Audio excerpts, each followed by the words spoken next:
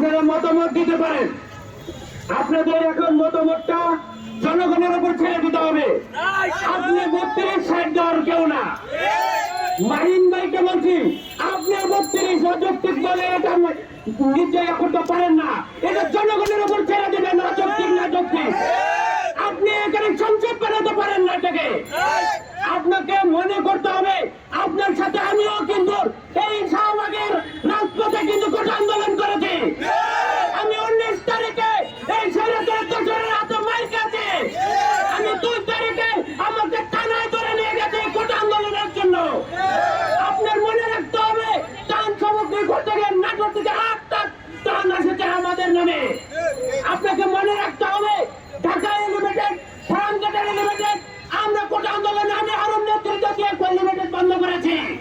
আপনারা টাকা দেন, তারপরে আমাদের এই 35 অযৌক্তিক বলে মারতে বলতে পারেন না। আপনারা এটা বলতে পারেন এটা যৌক্তিক কিনা জনগণের উপর ছেড়ে দিতে পারেন। জনগণ যদি বলে যে না এটা যৌক্তিক, তাহলে আপনারা সেভাবে পার্লামেন্টে কথা বলবেন। অযথাই কোনো কথা বলে এই ছাত্র সমাজকে আবার লেলিয়ে দিতে পারেন না। শেখ হাসিনা আমাদের এই ছাত্র সমাজকে লেলিয়ে দিয়েছিল কোটা আন্দোলন বলে।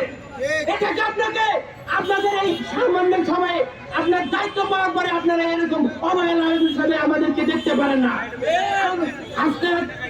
হাসনাত আব্দুল্লাহ তারেক জিয়ার মতন ব্যক্তিকে হাস্যকর বলে যে উনি 35 করে দেবেন। আপনার এরকম যোগ্যতা হন নাই। আপনি তারেক জিয়ার মতন যোগ্যতা এখনো হন নাই। বলতে পারেন আপনি উপদেষ্টা।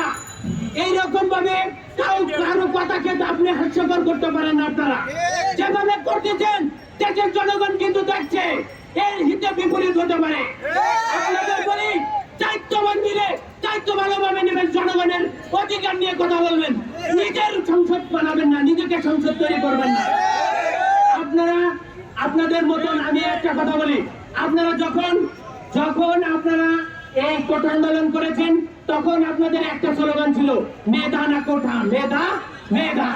এই 30-এর পরে যদি কোনো মেধাবী থাকে আপনাদের 30-এর পরে মেধাবীদেরকে জায়গা করে দিতে ভয় কিসের? আপনাদের 30-এর পরে আপনার কথাতে 32-এর একটা দল উঠে দাঁড়িয়েছে।